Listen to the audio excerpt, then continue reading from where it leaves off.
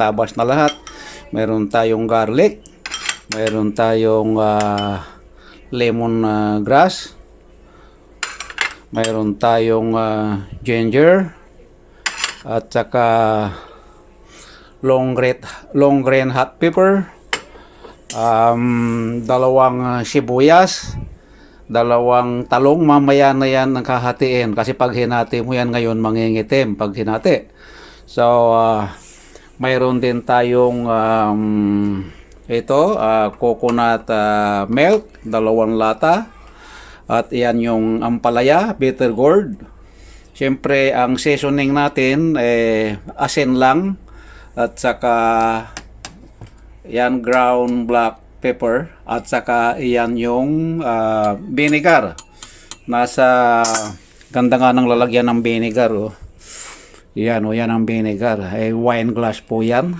Okay. At siyempre ito yung jeje, malinis na yan, tinanggalan na ng hasang at yung bituka niya. So naka-drain para yung katas ng lansa ay tumulo. Ayan po. So iyan po ang ating ingredients sa ginataang jeje na paksiw. Sinasabi kong ginataang paksiw kasi may vinegar. Ayan po. So, ayan po ay gigisahin. Siyempre, alam nyo na pag ginisa, lahat kayong mga kusinero or chef, alam nyo na yan pag sinabing ginisa. Alam nyo na kung ano ang unang gigisahin. Hindi pare-parehas. Yung iba, inuuna ang sibuyas. Yung iba, inuuna ang bawang. Kahit na anong gawin natin dyan, ganun din ang kalalabasan. Either unahin ang bawang, unahin ang sibuyas, parehong maluluto yan. Ngayon, kung direct naman, ay pagsamasamahin na yan lahat sa isang pot. Ganun, kung direct na ginataan. So ako pagka direct na ginataan, talagang nasa ilalim muna yung isang sibuyas na hiniwa-hiwa. Tapos jeje, i-alternate ko yung jeje. Tapos sa ibabaw nga naman ngayon yung talong ampalaya sa sili.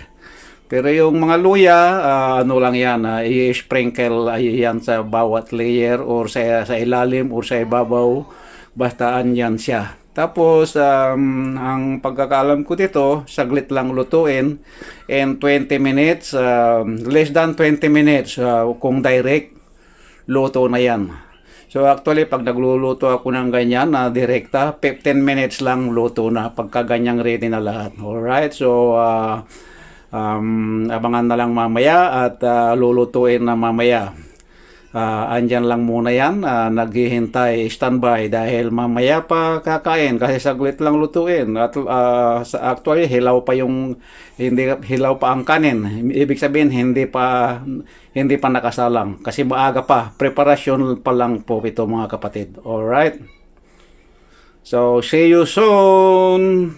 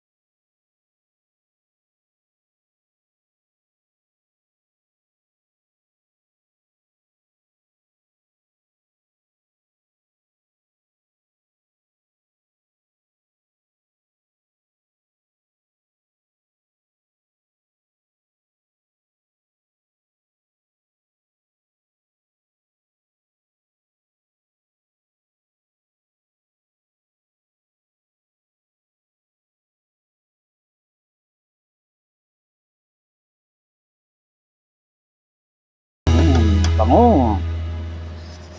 Nakakapaglaway. Watery mouth na ako. Oh my goodness. Yum, yum, yum, yum. Amoy pa lang, ulam na, ay ano na, masarap na. And then, kanya-kanya tayong way. Itong anak ko may kanya-kanyang way din. Yan. May pa-shake-shake pa. Iba-ibang sistema ng mga chef cook dito. Margarine is the best.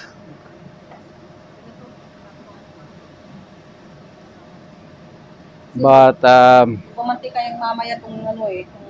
a little bit drops of cooking oil. Just one spoon maybe.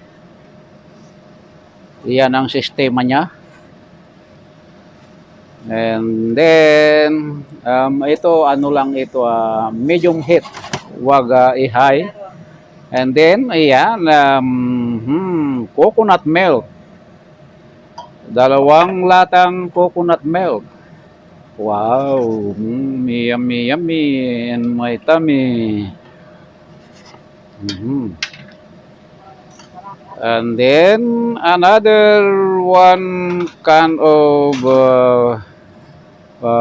coconut milk. It's on the way kasi 2 ito. Ayan, ayan na po. Oh my goodness. Parang ano ito, kung maraming sili ito, Bicol Express na. Sa ngayon, dahil uso ang pangangati ng lalamunan at ubo at sipon, hindi pwedeng super anghang. Kailangan may konting anghang lang kasi ang maanghang na sobra makati sa lalamunan. Sarap. Yummy, yummy. Tapos, ang naiiwan na ingredients niya, mayroon pa tayong ampalaya at saka yung talong, and then long green pepper. Yan yung ano yun, mild ano siya, mild ang hot niya. Ayan. So, pakukuluan niya ng how many minutes? Slow cook yan ng ano, mga Low cook. 30 to 45 minutes. Okay. Pumantika yung Okay. So, ayon sa aking anak na chef cook, takip nito. ilolokok niya ng 35 to 40 minutes. It's a low. Kaya yan, babalikan ko na lang yan mamaya. Kasi hindi pa yung talong at ampalaya, standby. Saka yung sili. Alright. So, abangan mga kaibigan.